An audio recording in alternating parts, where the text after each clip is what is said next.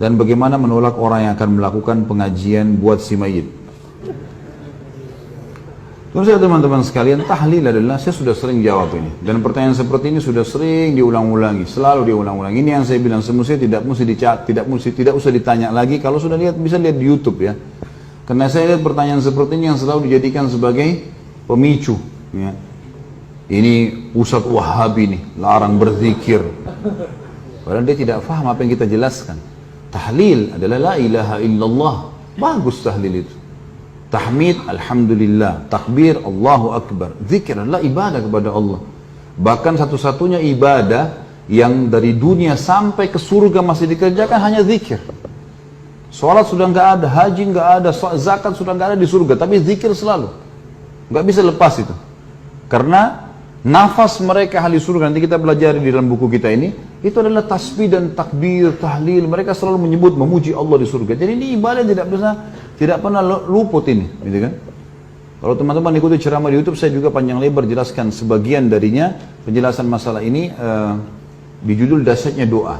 Panjang lebar saya jelaskan masalah itu. Tapi yang jelas teman-teman sekalian, zikir adalah ibadah kepada Allah. Cuman setiap ibadah yang kita kerjakan harus sesuai panduan Nabi SAW. Begitu. Zikir Nabi kerjakan, iya. Zikir habis sholat, ada zikir pagi sore, gitu kan? Ada zikir yang beliau baca, misal atau doa dibaca pada malam hari, ada dibaca pada saat sujud, pada saat ruku, ada tempat-tempatnya semua. Nabi SAW kalau memandu itu, ada yang ditentukan tempat-tempat, yang ditentukan jumlahnya, gitu kan? Baik, sekarang kita yang ditanya sekarang bagaimana kalau ada orang mati lalu mengadakan acara zikir, bagaimana acara ini? Baik, tanya sekarang, apakah Nabi SAW kalau ada orang mati berzikir di situ? Ada nggak riwayat yang menyebutkan? Satu saja riwayat, Nabi SAW pernah ada sahabat Nabi datang, orang mati, panggil, ayo sini duduk berzikir, lalu suruh membaca semua zikir. Belum ada satu riwayat pun masalah itu. Jadi kalau kita menjelaskan ini, bukan, oh ini Ustadz larang zikir, salah ini. Jangan begitu pemahamannya. Kita sedang memandu, meletakkan sesuatu pada tempatnya. Batu bata itu kalau ditaruh pada tempatnya, nanti tembok ini bisa rapi begini, ini karena batu batanya rapi. Ya kan gitu. Kalau menonjol jadi jelek. Kalau kita sedang bertakziah, kita fahami dulu pertama sekali definisi takziah. Meringankan beban keluarga mayit. Bukan untuk mayit. Makanya Nabi SAW kalau takziah ada orang mati disuruh bawa makanan. Hai ahli Madinah, bawakan makanan keluarganya Ja'far. Waktu Ja'far mati syahid di perang Mu'tah. Karena mereka tertimpa apa yang tidak menimpa kalian. Hibur mereka, doain. Begitu. Nabi SAW datang juga selama 3 hari. Tapi gak pernah Nabi duduk zikir sama mereka. Gak pernah sama sekali. Jadi jangan, oh ini berarti larang zikir. Bukan. Letakkan pada tempatnya saudaraku. Kenapa sih kalau kita contohi Rasulullah SAW, apa ruginya? Nggak ada ruginya kan? Sesuai dengan beliau, jadi mudah, jadi simple gitu. Saya pernah jelaskan ini, tapi sekarang saya reviewkan, saya pernah mengalami ada mertua saya meninggal di Jawa Tengah, di Jawa Timur. Kemudian pada saat meninggal di rumah sakit, alhamdulillah kebetulan saya pas ada. Kemudian saya panggil adik ipar saya untuk ngurus sama-sama jenazah. Dibawa ke kampungnya di pedalaman di Jawa Timur. Saya pergi ke sana. Kemudian diuruslah jenazahnya, saya panggil adik ipar saya ajarin caranya ini begini, cara mandikannya segala macam, bersihkan kotorannya. Udah selesai semuanya perawatannya, lalu kemudian kami taruh jenazahnya, insya Allah sebentar lagi kita akan bawa ke masjid nih. Udah. Ada orang-orang datang semua, kemudian kita bawa ke masjid. Habis sholat di masjid, rupanya ada tradisi-tradisi yang ada. Biasanya orang berdiri dulu, ngomong dulu segala macam, disuruh saksikan ini orang mati begini, isyhadu dan seterusnya. Khair semuanya gitu. Baiklah, ini waktu orang mertua saya meninggal tidak pernah kita buat begitu. Habis dia disolati, sudah jemaah sekalian sudah disolati, kita bawa ke masjid. Nabi SAW dalam riwayat dikatakan solati sahabat langsung sahabat berlumba-lumba memikul jenazah itu segera. Lalu kata Nabi SAW, kalau di punggung kalian orang saleh, maka dia si jenazah itu ruhnya akan berkata, sungguh gembira, kalian akan membawa dia ke satu tempat yang senang, menyenangkan. Lalu kalau dia orang buruk, maka itu seburuk-buruk yang ada di pundak kalian.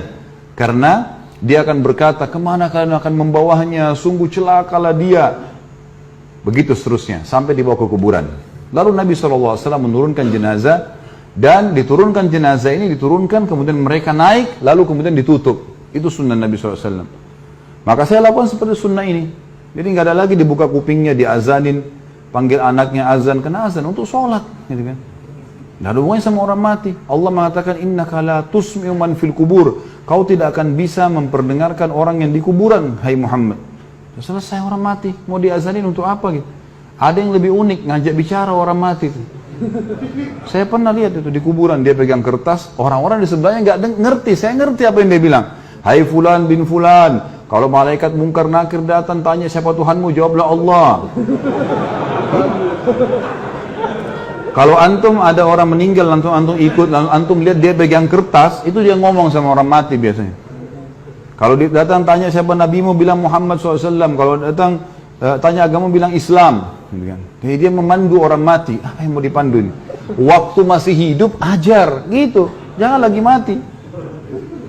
Baiklah, kita turunin jenazah itu, ditutup. Lalu saya naik sama ipar saya, sama satu orang lagi bantu. Setelah kami keluar ditutup. Rupanya saya nggak tahu di situ ada beberapa teman-teman kiai yang hadir. Kemudian setelah itu saya jalankan sunnah Nabi SAW. Apa sunnah Nabi? Nabi SAW waktu pernah mengubur sahabatnya, jenazah sahabatnya, langsung beliau berceramah tentang proses orang mukmin kalau ruhnya mati, maka akan datang 3 malaikat, kiri kanannya malaikat rahmah, membawakan kafan dari surga, malaikat maut dibunuh-bunuh kepalanya mengatakan, hai jiwa yang baik, keluarlah kepada pengampunan Tuhanmu. Lalu ruhnya keluar lebih mudah daripada air dari mulut kendi.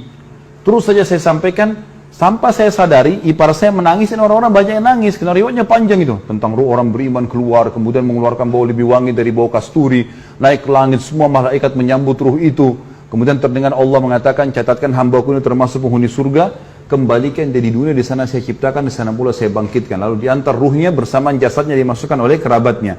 3 langkah mereka jalan masih terdengar suara sendalnya. Kemudian barulah datang malaikat mendudukan dia, tanya siapa Tuhanmu, siapa nabimu, apa kitabmu. Kalau dia orang mukmin, kata Nabi SAW, dia akan menjawab, yuthabbitullahu alladhina amanu bil qawli tsabiti fil hayatid dunya wa fil akhirah. Allah akan menetapkan lisan orang-orang beriman untuk menjawab di dunia dan di akhirat. Kata ulama tafsir, di dunia maksudnya adalah kalau ditanya kenapa kamu sholat, kenapa kamu puasa, kenapa kamu haji, kalau dia belajar wahyu dia bisa punya jawaban, gitu kan? Di akhirat maksudnya di kuburan. Kata Ibnu Abbas radhiyallahu anhuma dalam tafsir, ini adalah di kuburan, pertanyaan malaikat di kuburan. Maka dia akan jawab dengan mudah, Tuhanku Allah, Nabiku Muhammad, kitab Al-Quran. Sudah selesai. Dibukakan baginya pintu neraka.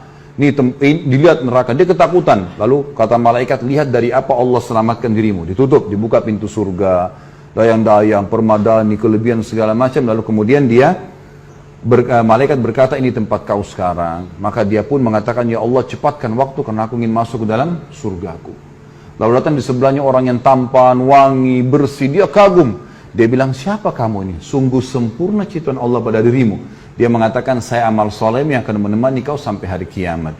Jadi ibadahnya, sholatnya, semuanya akan menemani dia. Kemudian setelah itu terdengar suara dari langit, Allah mengatakan, bentangkan kuburan hambaku ini seluas pandangan matanya, dan bentangkan jalan ke surganya setiap pagi dan petang. Maka jadilah kuburannya taman dari taman surga.